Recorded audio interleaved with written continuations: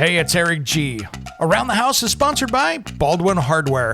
For 75 years, Baldwin Hardware has been known for its first-class quality and craftsmanship in door and cabinetry hardware. As an alumnus of the Baldwin Hardware Design Council, I can say I have seen the details and quality from design to the finished product. If you're looking for a new style and old-world craftsmanship, I can tell you there is only one Baldwin Hardware. Check out what would look great in your home at baldwinhardware.com.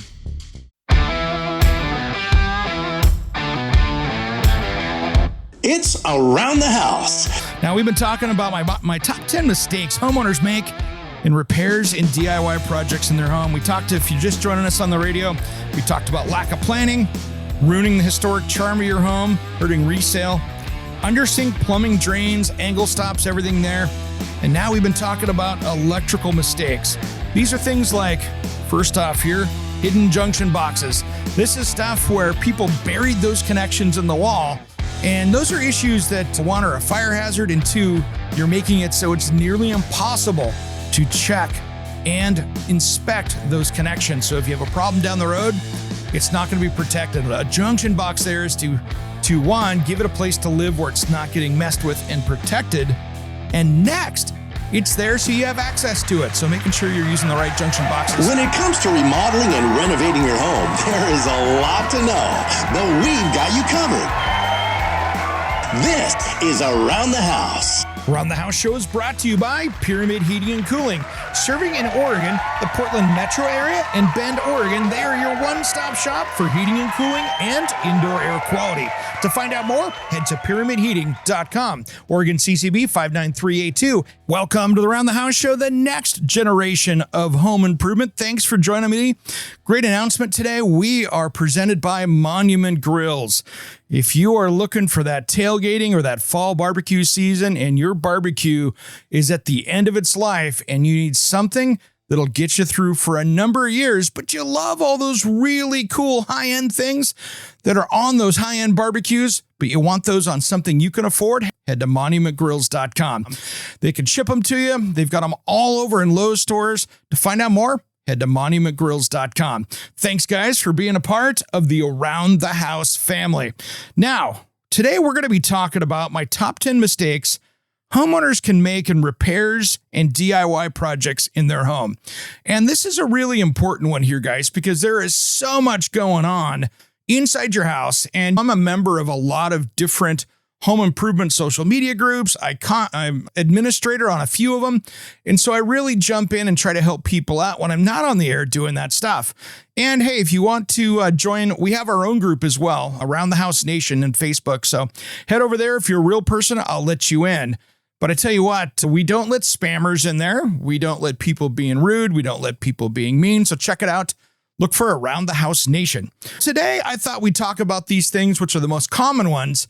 And we're not going to get into the nitty-gritty details, but we're going to talk about these as some of the most important mistakes that people make so you can try to navigate away from these and do it right the first time. And a lot of these have come up from either questions to me on the TV show, the radio show, podcast, or just in those social media groups. Today, number one on the list, and this isn't in a particular order because any one of these can be an expensive mistake. So I can't put them in this is the most important, this is the least important, because it's going to be important to you if you make the wrong call here. So first on the list, it really goes with any type of project out there. Lack of planning from start to finish. And this is the most basic of any project. And I know people are going, oh, of course, yes. Seriously, there are some serious planning mistakes that happen. And it doesn't matter if you're just replacing a sink in your kitchen, or you're building a deck, or you're painting a room, or remodeling a bathroom. It's all the same planning. And here are my tips here to really make sure that you're planning this correctly. One, if it's a major remodeling project, like you're doing a kitchen and bath, or you're doing a kitchen remodel and you're cutting it down to the studs, you're doing this is really where the proper planning from start to finish takes into account. And I'm not talking just about the kitchen, but let's say that you're doing this kitchen remodel and you got to take down the ceiling because you're putting in can lights, moving some ventilation, whatever you're doing. If the next step after this on the thing is I'm going to be doing the bathroom that's above it, which happens a lot because when they build homes, they try to get those stacks as many close together. So there's always a bathroom or something usually close by on a 2-story house. Did you pre-run electrical up to that? Did you make sure that you're removing and replacing any pipes that are going to that upstairs if you've got galvanized pipes and you have access to them? Doing those things while you're at it is a really important part of that planning process. And I think it's really cool to go through and say, hey, I need to get this dialed in. And while I'm at it, I don't want to have to rip a ceiling out again. There's other things you can do too. It'd be creating chaseways so you could run stuff through that. So you could pull wires through an area. There's always things you can do to make it easier. So think about the projects that you're going to tackle around it. Maybe on the back of the kitchen, you've got a house spigot that goes outside that you need to replace. I got the wall open. I might as well do it while I'm at it. Those are the things that I really want you to plan ahead with. And when it comes to design, just that planning can save you so much work and not have to do it twice. Take the time, plan it out, visualize it is what I do. I step by step. Okay, what I'm going to do, I'm going to tear it out. I'm going to do this. I'm going to do that. Now you're going to have things you're like, wow, I had no idea it was that bad. That does happen from time to time, even to the best of us. Planning that out from step to step and making sure you have the products before you start is a key, especially with the lack of products sometimes out there. It can be a tough time when you're ordering special stuff and it still hasn't shown up. All right, next here is a big one. It's a big pet peeve of mine and many people out there. And this is ruining the historic charm of your home and hurting resale. I just saw on a Facebook group post here recently that I was just like, oh, I was so disgusted. These people had a very cool mid-century house with beautiful stone fireplace, big rocks cut up there. It was done in the late 60s, early 70s, probably even up to the 80s. And it was beautiful. It fit the entire charm of the house.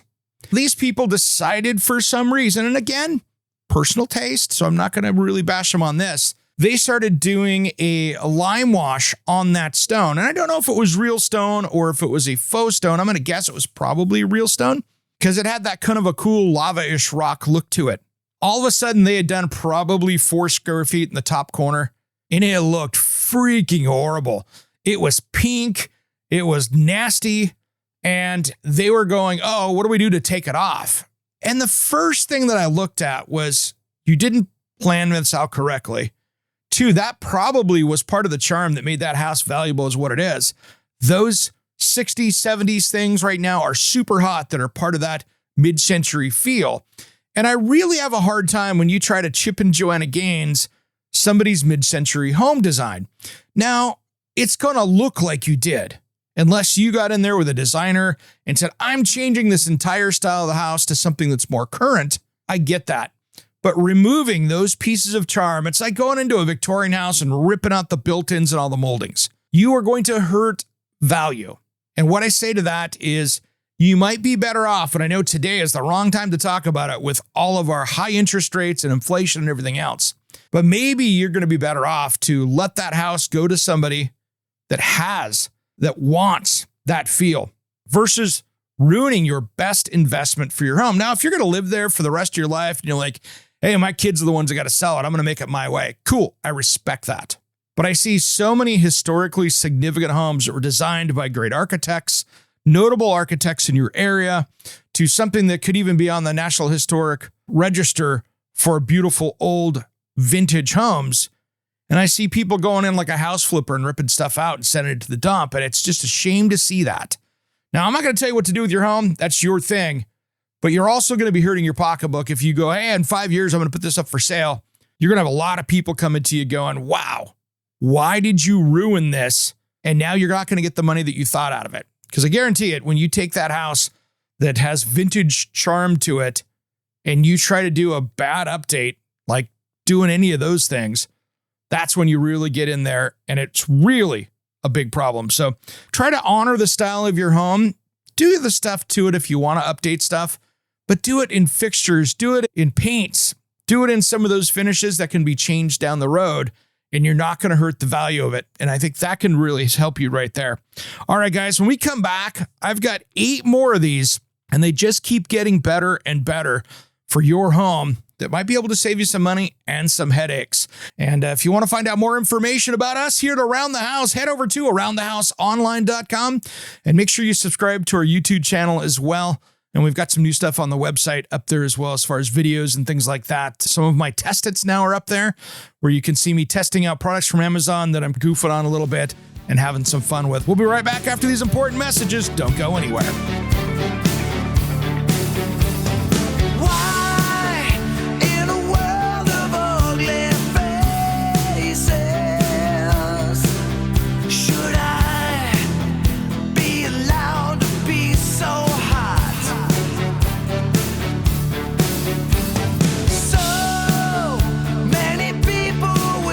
It's Eric G. from Around the House Show. I wanted to introduce you to one of our new sponsors. Monument Grills was founded by three good friends in Atlanta, Georgia that wanted high-quality, durable grills inspired by iconic monuments. The grills are created for the person who loves to cook and are built to last and to enhance your outdoor cooking experience. What I love is that they are the best quality grills for under $900. So check out the American Gas Grill experts at monumentgrills.com. I bet you'll love to cook on one like I do. Check out the new standard in outdoor cooking at monumentgrills.com. Hey, it's Eric G. from Around the House. Are you tired of low-quality water in your home? Do you have bad-tasting water? How about chemicals, minerals, and hard water scale tearing up your bathrooms, appliances, and your water heater? I have a great solution for you. It's time you stop the damage and check out King Water Filtration. This water treatment system takes care of every drop of water that comes into your home. It uses no salt, no expense filters to change, and it's made right here in the USA.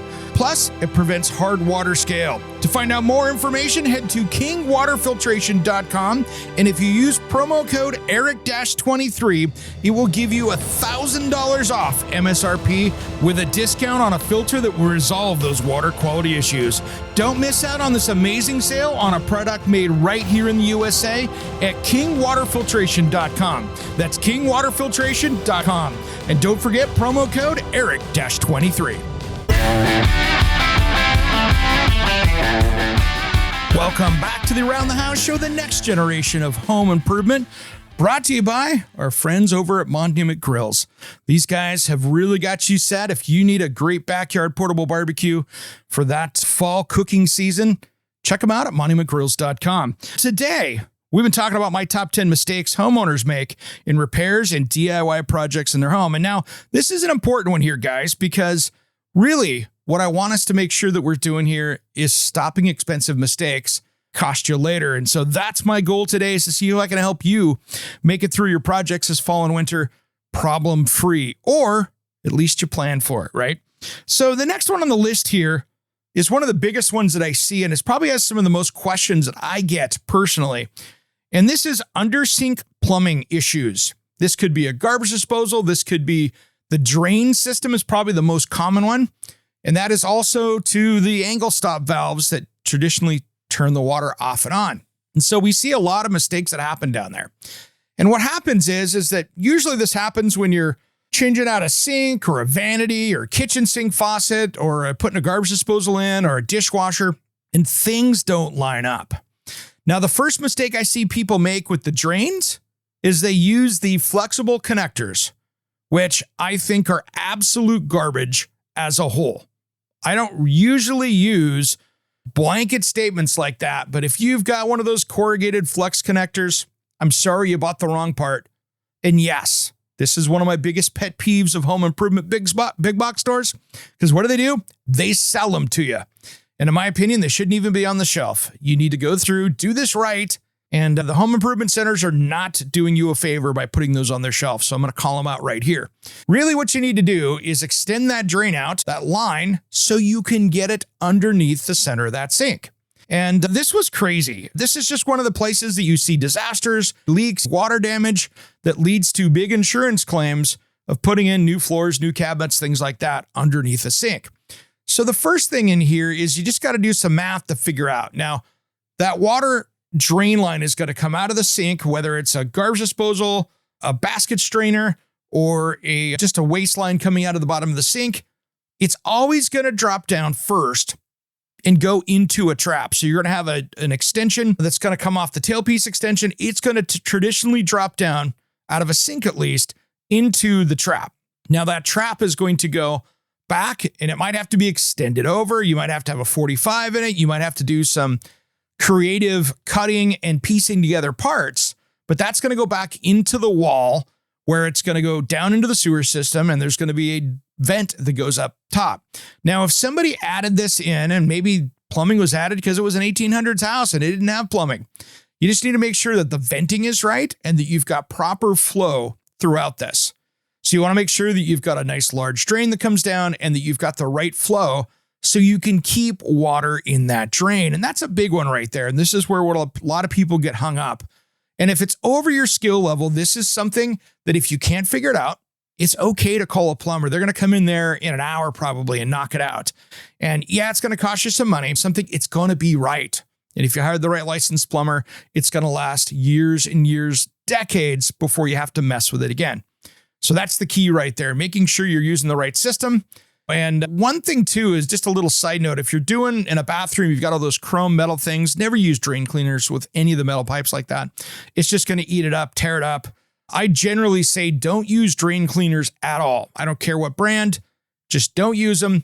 I'm not a fan of it because when it's still plugged, you or the plumber is going to have to deal with all that caustic material inside of that. And it's going to end up on you and your tools and the cabinet and everywhere else. So just stay away from the cleaners, snake it out, clean it up, and get it right.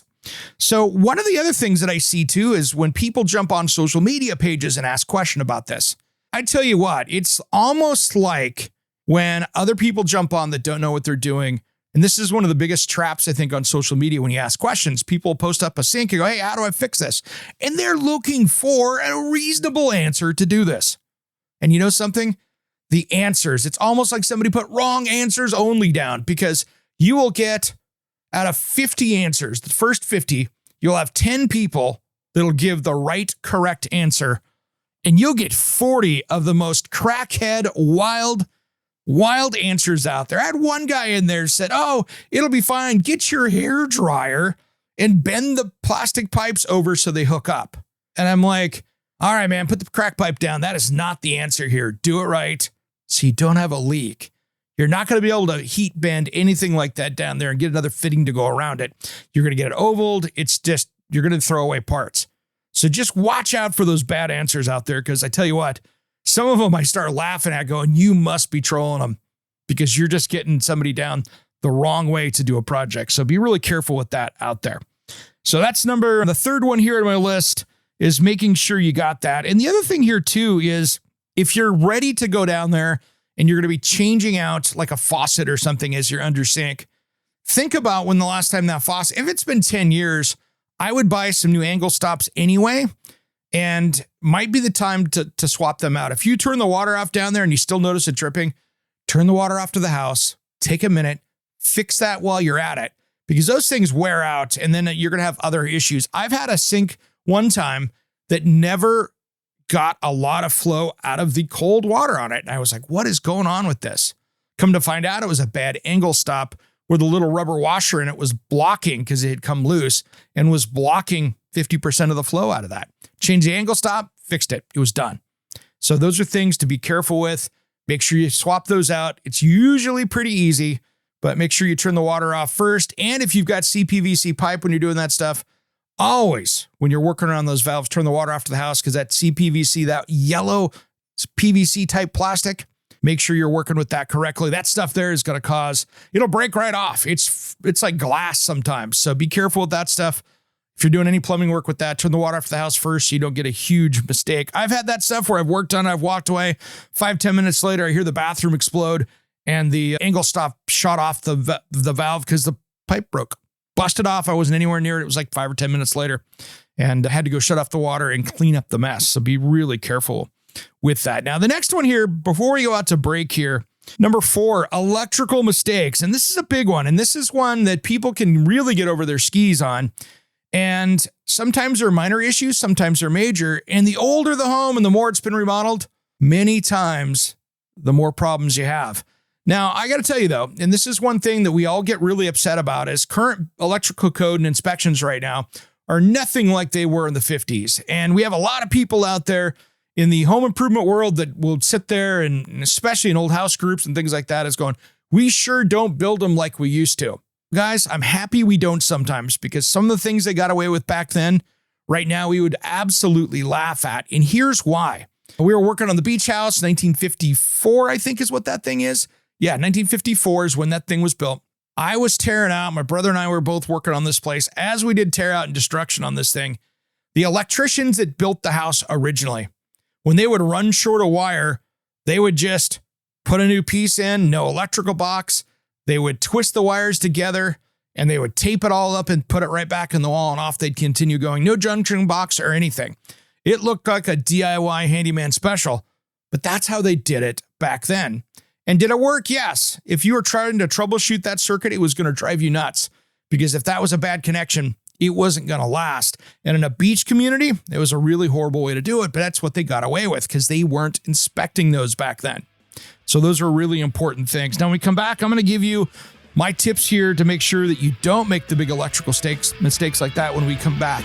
We'll be right back after these important messages. Don't go anywhere.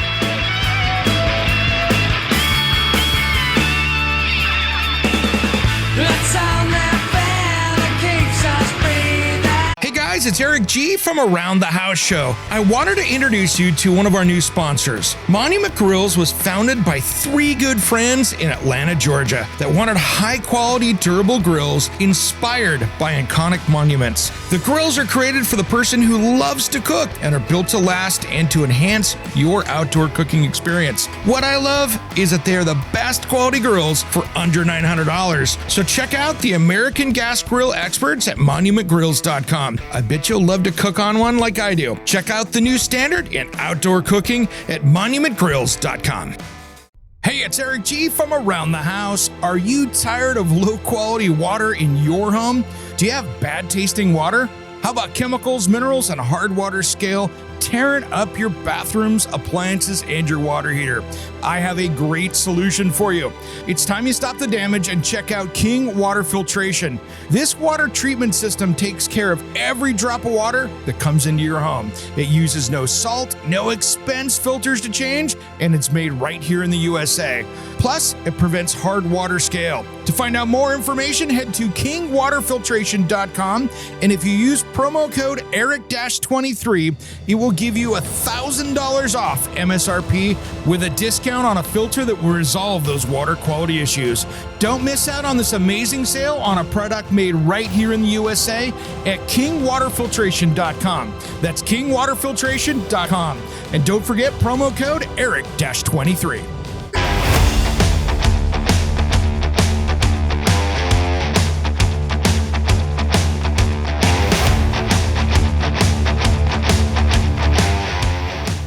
Welcome back to the Around the House Show, the next generation of home improvement, presented by Monument Grills. If you're looking to upgrade that barbecue so it can make it through the rest of the year and for many years to come, head to monumentgrills.com for your best barbecue experience that's affordable. Now, we've been talking about my top 10 mistakes homeowners make in repairs and DIY projects in their home. We talked, if you're just joining us on the radio, we talked about lack of planning, ruining the historic charm of your home, hurting resale, undersink plumbing, drains, angle stops, everything there. And now we've been talking about electrical mistakes. These are things like, first off here, hidden junction boxes. This is stuff where people buried those connections in the wall.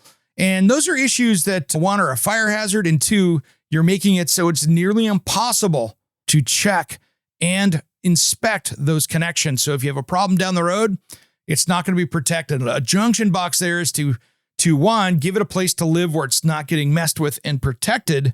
And next, it's there so you have access to it. So making sure you're using the right junction boxes and that those things are closed up and ready to go. I know it's tough sometimes, but that's how you have to do it. You're better off having a little cover plate there so it's there than trying to hide it. And that's one of the biggest mistakes that I see. One of the things that you see too with older homes, and this happens when you have an older home with a outdated electrical panel. You'll have power going to each house, but it's two-prong outlet. There's no ground on it. And you have two choices at that time. You can either run a ground over to that, or when you replace the panel, you can rewire the house as well. Now, there are pluses and minuses to both, but many times if you have to run that ground, you're almost better off just putting new wire in as well. You can get out of that old cloth stuff You could just go in and use something that's going to it's going to last you a lot longer, and you're going to have to do the mess anyway. So it's probably easier just to go ahead and do the wire.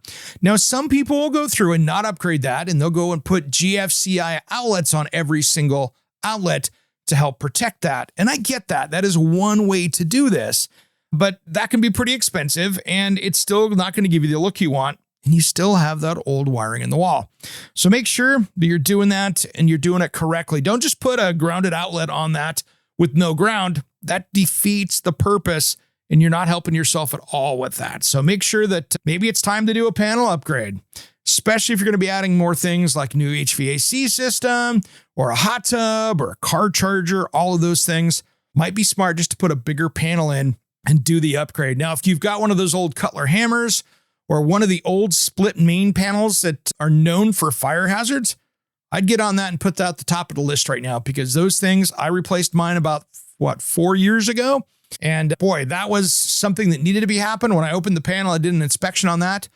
It was already getting overheated, and the plastic Bakelite stuff was already cracked. And I was very close to having an electrical fire in that panel. So make sure you stay on top of that. Now, the next one on this electrical mistakes is people doing multiple wire sizes. And what I mean by that is, let's say you've got 10 gauge wire or 12 gauge wire, whatever you're doing for that circuit, and people will go in, do a repair, do an addition, and they do the wrong size wire. And that can be an issue. And the biggest issue is if you go too small, because now you've got an area that's undersized. So just be very careful with that. So you need to make sure that you've got the same wire gauge going through it. If you're going bigger, check with your local building code to see if you can do that. What you don't want to do is have something bigger and then people don't go look at the breaker size and see the wire going into that, go, oh, wait a minute, it's wired that way. So you just be careful. Be careful. Make sure that you've got the right wire sizes for the amperage that's with consistent throughout. That's the best way to do this. And the wire sizes, here's a little thing that I've looked at. Do some shopping out there. If you're going to be doing a wiring project, here's a little tip for you. Do some shopping online. Take a look at your local electrical wholesaler. Take a look at your local home improvement store. For a while there, Amazon was selling it. I don't know why, but they were selling it at like what everybody else was. And I think it's just because people weren't stealing it off the shelves. But it was so cheap, I jumped on and bought wire for many projects for many years. That way I had it, so I had my own little inventory of it, because I know I've got other remodeling projects coming down the road. Those are things to think about. And having some on the shelf is not a bad thing if you're doing consistent remodeling. Put a little inventory in, and if you get a good deal, find it and buy it, because that'll save you some money in the long run. Now, the other one here too is people that have an outdated electrical panel. They don't sell breakers for it. They don't sell breakers on it for a reason, probably because it's so outdated. It's a fire hazard. I tell you what, I see a problem with this, and it's a bad issue. I see some tradespeople out there that are swapping out electrical panels, and they take all those breakers, the panel goes in the trash, but the breakers go quietly home with them, and they jump them up on eBay or other online sites, and people are buying these things that are already bad. Guys, that's a dangerous route to go. You don't want to see some used breaker that could have been, who knows where it was, could have been in a house fire, could have been anything else. That thing could be well worn out, and you're going to put it back in your house. Time to replace the panel when you get to that point. So again, that's a huge problem that I see. And just making sure that you're not overloading those panels as well. It's too easy to put things on there these days with all the power requirements that we have. It gets pretty expensive, and new panel might be the way to go. All right, next one up here is an important one, and this is one that's a big pet peeve of mine out there, because I think it's something that costs people more money, and they don't want to invest on it earlier, and that's not hiring design help when you need it. Let's say you're looking at your house, and you're like, I want to do an addition out back. And I'm looking at it, and I have a gas meter and electrical out there. My roof line is funky, but that makes the most sense on a place to do the addition. You can do all the research in the world, but until you get a building design done, guess what? You're not going to be able to get numbers on it, because nobody's going to be able to give something to price. So take the time, hire an architect, or if your area, they have building designers, if that's legal, hire them to come do some basic drawings to see if they can make something work. That way, you know what you can get bids on and go, hey, I got a rough design. This is what I'm looking for. That way, if it's a $100,000 addition, it's a $200,000 addition or more, you got an idea what's going to cost you and where you're going to have to spend that money. But until you do that design, you're not going to really know what's going on. And the same thing goes with a kitchen and our bathroom, especially a kitchen. Everybody doing a remodel out there that is not a design professional should be hiring a kitchen designer to help you through that. It's going to save you money every single time. This is not the place to get cheap, because all it takes is for you as a homeowner to sit there and draw it out and get one thing wrong. Like, I don't know, I have the dishwasher too close to the corner, so it hits the hardware and it doesn't open up, or you just put things in that don't meet code, or you just have big mistakes where you have to order cabinets because it didn't work correctly. That can cost you thousands of dollars and 6 to 12 weeks of lead time to get those new cabinets if you had to order them in, and a designer would have saved you that money right off the bat. And you're going to have a better project when it's all said and done. So take a look. If you want to find out where you can find a good kitchen designer, head over to nkba.org. That is the National Kitchen and Bath Association, and you can find their certified professionals over there. That is a great place to start with all of that when you're doing a design. So make sure that you're hiring design help in those places. Literally, it will save you money every time. What you're paying for that designer will really help you get your stuff fine-tuned, and they're going to bring things to you that you didn't even think of.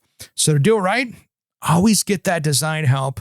Just like picking colors. If you're stuck on picking colors, go grab a color expert to sit down with you to help go paint colors, furniture colors, that kind of stuff. It's just going to make it look so much better for you and going to save you time in the process. So there you go.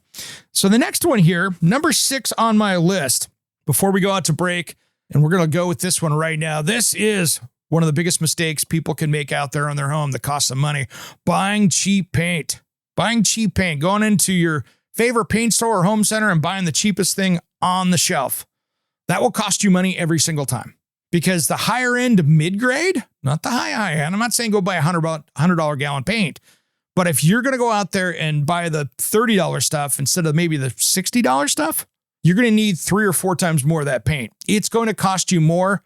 You're going to have to buy a lot more paint, sometimes 3 times the amount of coats on there to cover, and it's not going to hold up as long. So if you want something, especially when it comes to color, if you're doing a white, yeah, it's cheap, it's going to be okay, but you're going to have to put twice as much paint on the wall to make that happen. So then all of a sudden, you save 30% of the paint, but now you have to mark that up twice because you got to buy twice as much and do the work twice. More around the house and my top 10 mistakes homeowners make in repairs and DIY projects when we return. Don't change that dial. You threw my clothes out on the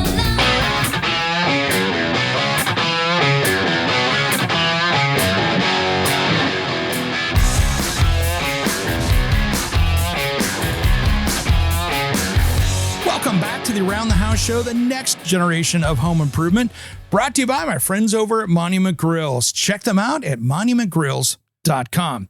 Now, we've been talking about my top 10 mistakes homeowners make in repairs and DIY projects in your home.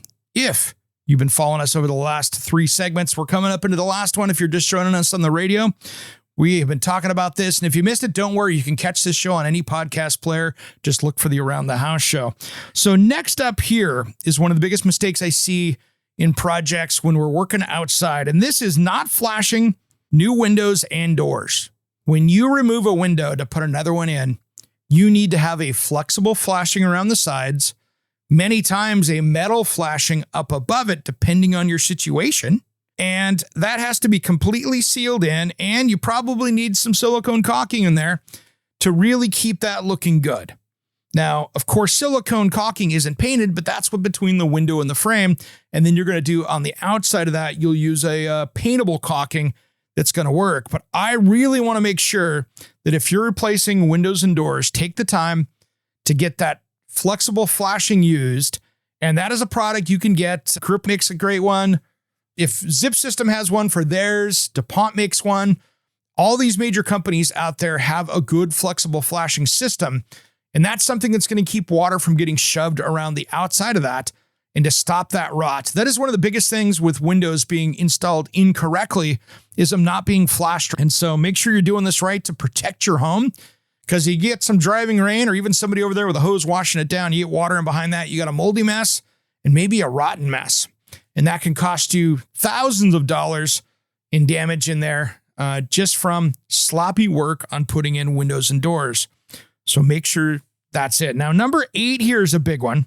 This is not flashing decking connections to the house and not using the correct flashers. And I'm talking flashing, and fasteners as well. Let's get into that one. This is a hot button. So when you're building a deck off your house and you've got that ledger board that goes attaching to it. Now, one thing with the ledger board that you can't do this, and some people will do this, and I'm like, oh man, that doesn't meet code probably in your area.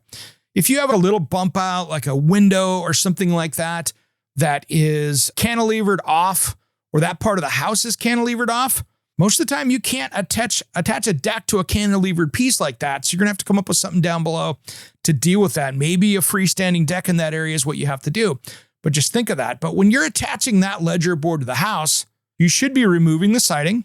You should be putting in, back behind that, flexible flashing, some metal flashing over the top of that ledger board to make sure that any water running down off that deck kicks around and out. So you need to have multiple layers of flashing on that. And that is a key right there. Now, if you want to find out more information on how to do that, I'm going to do a video on it one of these days. But if you take a look over at Fine Home Building Magazine on their YouTube channel, they have a step-by-step detailed video over there with Mike Girton that you should take a look at. And he is one of the leading experts on flashing and performance building like that to make sure that you've got it dialed in. And Mike's a friend of mine. I've worked on stages with him. Gentleman and a scholar. That guy is one of the leading building experts out there. And that's why you see it if you're a building contractor or remodeler, you see him up on the stages across the country giving classes because, yeah, he's that good. But I would refer to that on the right way to do it, because if you don't do this right, one, you're going to have a deck that's not attached correctly. You're going to have a deck that's going to rot out prematurely, and that could be a massive safety hazard if you're off the ground at all. So make sure that you've got that flashed correctly. And if you're hiring somebody to do this project, ask them this question: how are you going to flash that? And you need to know how to do this as well, so you can make sure you hired the right deck contractor to do it. If this is done wrong, the rest of the deck isn't going to matter. And that includes using the right fasteners in there. And there's a lot of new code stuff on it. So this is where, if you're most places, and I'll say this, most places, when you're building a deck, if it's over 30 inches high, in most places in the country, you need to have an inspection done on that. And they're going to look at those flashing connections. They're going to look at your railing systems to make sure it's safe. And if you're going to be putting other stuff on there, like a hot tub, that's when you get the engineer involved to make sure that they're drawing it out correctly for you so you can do it. So that's one of the biggest ones. Now, next up here is one of the more expensive mistakes that I see people make. And it's a great time of year to do it. And we were talking about this last week in the home maintenance checklist, but it's one that you should just really be sure you're doing. I was just having this conversation with my son a couple days ago about this whole thing because he's a homeowner out in North Dakota. Love the kid and his wife. They're doing great out there. But again, this is one of those maintenance things that if you don't do this right, it's going to cost you in the end. And that's having your HVAC system tuned up every single year. Now, depending on the climate, you're going to want to make sure you've got this dialed in. If you're in Florida, you're going to probably want your AC done twice a year. If you're in Southern California, probably twice a year, and have them look at the heat while they're there in the fall to make sure that it's working, just in case you get a little cold front that comes in. If you're in North Dakota, like where my son is, he should have in the springtime that AC system serviced and maintained. And then coming into September, he better have that gas furnace taken a look at and made sure it's working correctly. And here's what they do. It's not just them coming in and cleaning up. You're like, who cares? This is like an oil change on your house. Making sure that you get that taken care of. And they'll come in, and if it's a gas furnace, they'll go in, turn the heat on. They'll check the gases coming out to make sure that it's working correctly, that it fine tunes it. Kind of like tuning up a carburetor in an old car. They're going to make sure that thing is dialed in correctly and that you have the right incoming gas pressure. And they're going to adjust that stuff and get you the highest efficiency for your home. That can save serious money if you're using that gas furnace. So save some money on yourself, extend the life out of that thing so you don't have to go spend $25,000 in a new system one of these days. That's the key right there to make sure you've got that dialed in. That money will be well spent and you're going to extend the life of it. And if you get into those service contracts, here's the cool thing with the service contracts. Shop around, get somebody that's certified to be working on your unit. But that service contract many times will get you front of the line in case you have a breakdown. So you're not going to be paying many times. You'll see it where they don't have overages for the after hours charges or the weekend, the holiday rates. They'll just charge you a regular service call out there if you have a breakdown. So take a look at that stuff. Feel free to negotiate a little bit with them to get into that service plan. But I tell you what, that can be a cool deal for you. And it's going to make that last so much longer.